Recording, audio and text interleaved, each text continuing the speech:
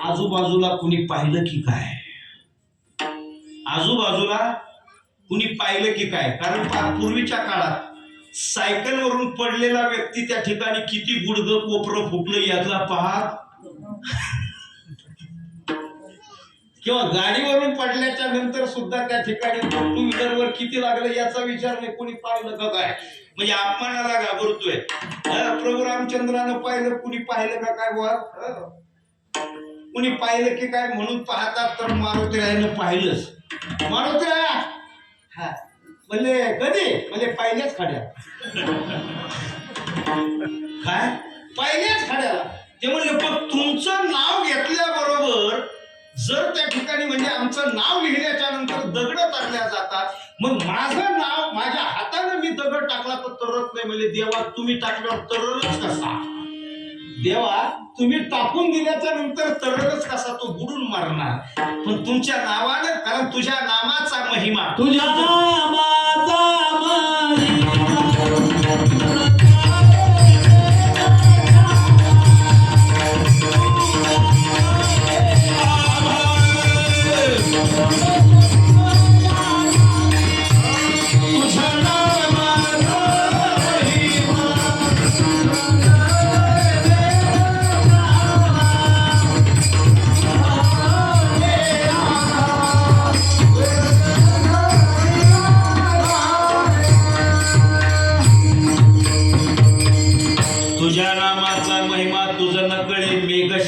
तुका म्हणे आम्हा जन्म यादसाठी.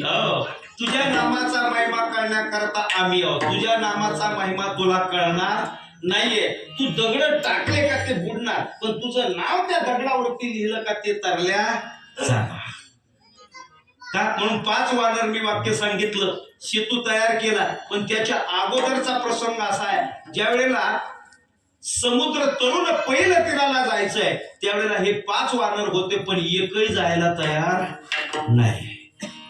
कोण म्हणतं मी मध्यावरती जाईल, कोण म्हणतं पलीकडे जाईल, पण अलीकडे येता येणं शक्य नाहीये. जांबुवंताला सांगितलं, म्हटले माझं वय झालंय आता, मला ते शक्य नाहीये. मी तरुणपणामध्ये मस्त उड्या मारल्या. कोण म्हणतंय? जांबुवंत जांबुवंत जांबुवंत म्हणतोय बरं का. तरुणपणात लय उड्या मारल्या, म्हटले आता मला ते शक्य नाहीये. ठीक आहे, न दिलं ते म्हटले आमच्याच्यानं शक्य नाही. मारुतीराय आपले शांत भूमिका, मौनम सर्वार्थ साधिके, शांत बसलेले होते. भजन चाललेलं होतं. श्रीराम जय राम जय जय राम, श्रीराम जय राम जय जय राम, श्रीराम जय राम जय जय राम, श्रीराम जय राम जय जय राम. भजन चाललेलं आहे, रामाचं स्वामीचं चिंतन चाललंय. चिंतन करता करता करता त्या ठिकाणी हे 4ही मंडळी म्हटले, नल नील जांबुवंत सुग्रीव हे आले. म्हणले पवनपुत्र हनुमंतराया, अहो आपल्याला जायचंय, सीतेची शुद्धी घ्यायची. म्हणले मग आता जर स्वामीची इच्छा असेल आणि त्याचा आशीर्वाद असेल तर निश्चित त्या ठिकाणी आपल्याला पहिलं तीराला जाता येईल. म्हणजे कोण जाणार? म्हणले तुमच्याशिवाय कोण आहे? तरुण जाई सिंधू महान असा हा एकच श्री हनुमान, असा हा एकच श्री हनुमान, असा हा एकच श्री हनुमान. तरुण जाई सिंधू महान, असा हा एकच श्री हनुमान. मारुतीराय म्हटले आता तुमची कृपा असेल, प्रभूचा आशीर्वाद असेल तर जाईल. पर्वतावरती त्या ठिकाणी उभे राहिले आणि जय श्रीराम म्हणून उड्डाण केलं का पड लंका. कोणती लंका? पड लंका. जय श्रीराम म्हटल्याबरोबर आता मध्ये बऱ्याचशा आपत्ती आल्या, पण सगळ्या आपत्ती त्या ठिकाणी दूर केल्या. कारण चांगल्या कामाला अडचणी लई येतात. चांगल्या कामाला अडचणी भरपूर येतात. सप्ताह करायचा म्हटलं तर अडचणी भरपूर, तमाशा ठेवायचा म्हटलं तर अडचणी काहीच नाही. हे महाराष्ट्रातल्या त्या ठिकाणी असणारी मोठी शोकांतिक आहे. फार कुठेही जा, आमचा अनुभव फार PhD झाली मला. सगळं जवळजवळ UP MP राजस्थान गुजरात चौकड फिरून आलो. परिस्थिती तीच पाहायला मिळते. म्हणजे चांगलं कार्य असलं का अडचणी आणि वाईट कार्य असलं का अडचणी शक्यतो येत नाही. मारुतीरायाला अनेक अडचणी, पर्वत आडवा आला, राक्षसी आडवी आली. बरं पड लंकेत उड्डाण केलं, तिथं त्या ठिकाणी ती राक्षसी होती भयानक. ती राक्षसी होती पेताळ. का पेताळ नाही कळायचं तुम्हाला? नाही कळायचं, तुम्ही काय त्या क्षेत्रातले नाहीच. आता काय करणार? ती पेताळ राक्षसी त्या ठिकाणी नको, ती आसुरी प्रवृत्ती नाही ना. काही असलं का त्या ठिकाणी स्वाहा, काही असलं का स्वाहा. ते नेमकं मारुतीला तिथं गेलं, दासीनं पाहिलं. अरे म्हणले एक वानर आलंय, गोंडस आहे, छान आहे, अप्रतिम आहे, एवढं कवळ आहे, एवढं नाजूक आहे, आणि ते त्या ठिकाणी एवढं छान आहे. या दासीनं जाऊन सांगितलं, दासीने जाऊन सांगितल्याच्या नंतर म्हणले आणा धरून. धरून आणलं बुवा, आणलं धरून आणल्याच्या नंतर त्या ठिकाणी मारुतीरायाने पाहिलं ही काही आता तशी राक्षसी आपल्याला सोडणार नाहीये. मारुतीराय म्हटले मग आता काय नाही, म्हणले दासीला सांगितलं, म्हणले करा उरुस, करा उरुस करा, साजरा उरुस. म्हणले उरुस करून उपयोग नाही. का? माझा देह अग्नीत आपलं त्या वायू तत्वापासून बनलेला आहे. मी जर त्या ठिकाणी का पाण्यात टाकलं तर त्याच्यातच त्या ठिकाणी विरघळून जाईल. का वायूमध्ये गेलो त्याच्यात विरघळून जाईल.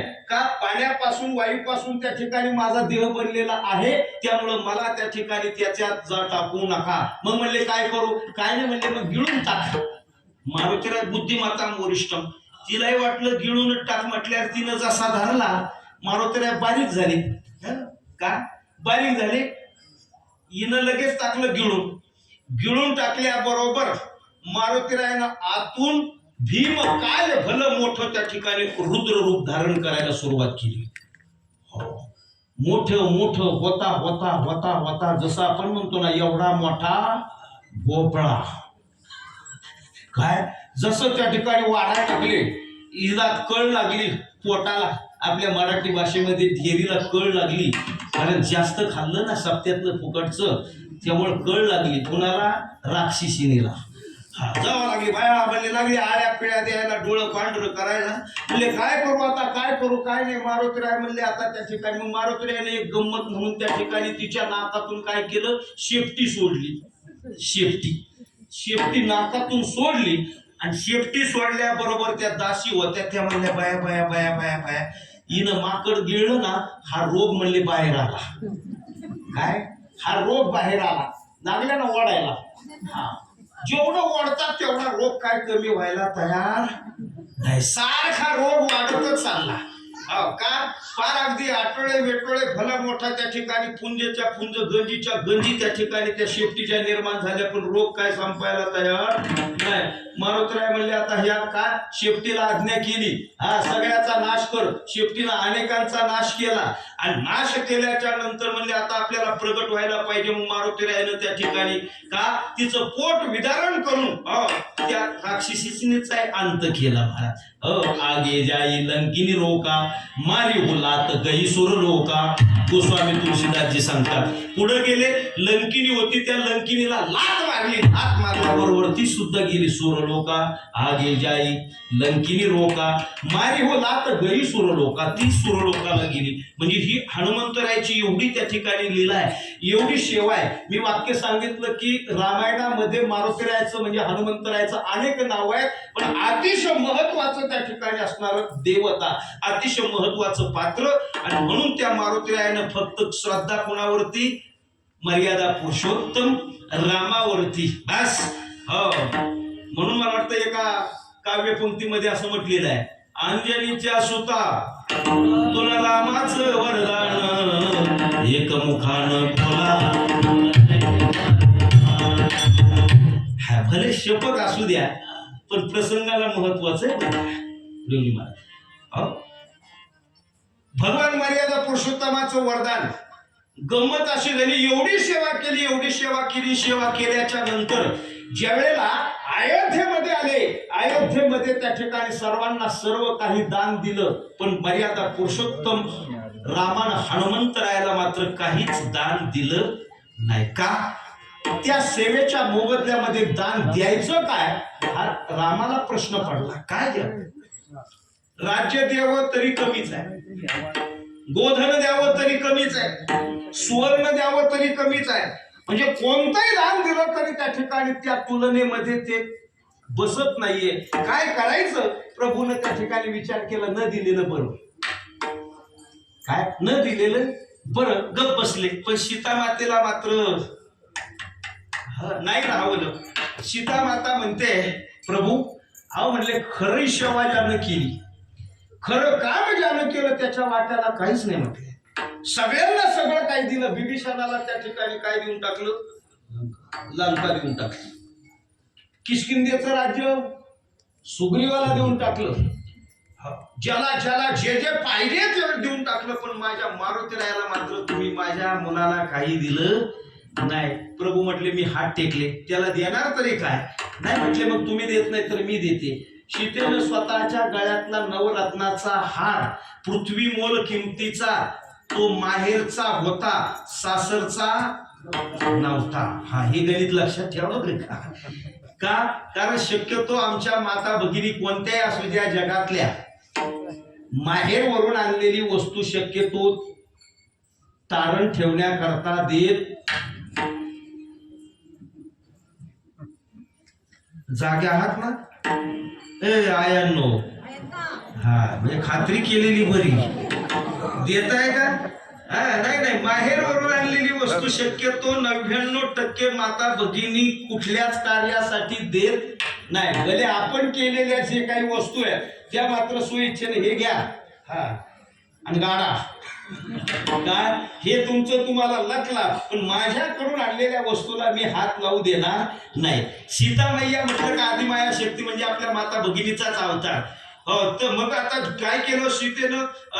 मिथिला नरेश राजा जनकानं दिलेला नवरत्नाचा हार त्या ठिकाणी मारुतीरायाच्या गळ्यात टाकला. मारुतीरायाच्या गळ्यात टाकल्याच्या नंतर मारुतीराय आश्चर्यचकित झाले. म्हटले आईनं आपल्याला बक्षीस दिलेलं आहे, कार्याचा गौरव केला, आईनं आपल्याला बक्षीस दिलं. मारुतीराय टुनकून उडाले आणि एका बुरुजावरती जाऊन बसले. पण तो चमकणारा हार, त्या चमकणाऱ्या हारामध्ये स्वतःच प्रतिबिंब दिसत होतं बरं का. मन्यामध्ये प्रतिबिंब दिसत होतं. मारुतीराय असं पाहिजे आता शेवटी मनकटच का हा अनेक लीला करायला लागले. पण ते म्हणले याच्यात माझं प्रतिबिंब दिसतंय म्हटल्याच्या नंतर काय करायला पाहिजे? मारुतीरायाने त्या ठिकाणी दातात मणी धरायचा आणि फोडून टाकायचा. याच्यात राम नाही, ज्याच्यात राम नाही त्याच आपल्या गळ्यात काम नाही.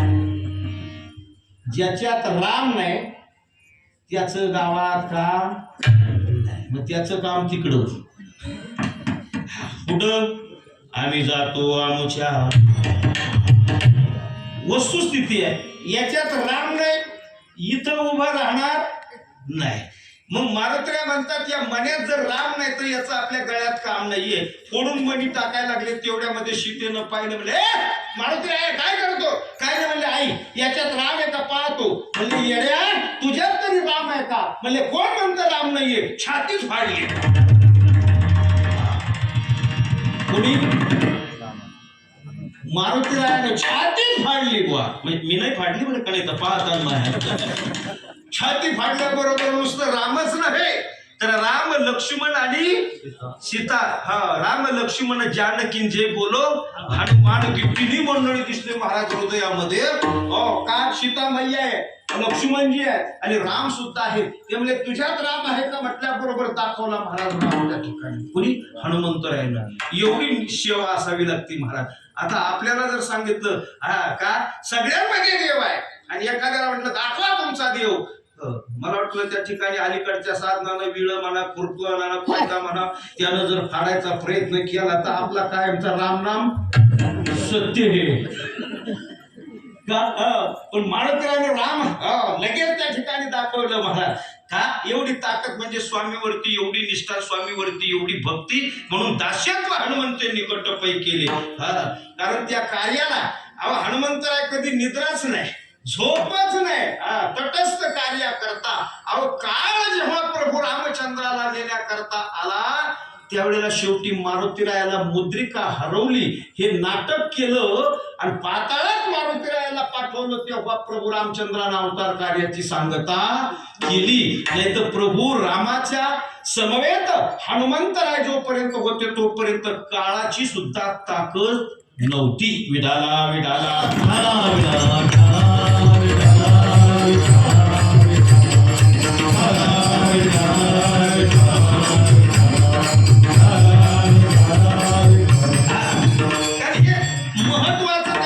स्वामीचं कार्य आहे. स्वामीचं त्या ठिकाणी कार्य मारुतीरायानं केलं, अनेकांनी त्या ठिकाणी केलं. परंतु ग्रंथामध्ये पाहायला मिळतं, वाचन करतो आपण, अनेक मुद्दे त्या ठिकाणी मांडतो. म्हणून स्वामीचं कार्य हे आपल्याला सुद्धा करणं आपलं आद्य कर्तव्य. स्वामी काज स्वल्प विराम.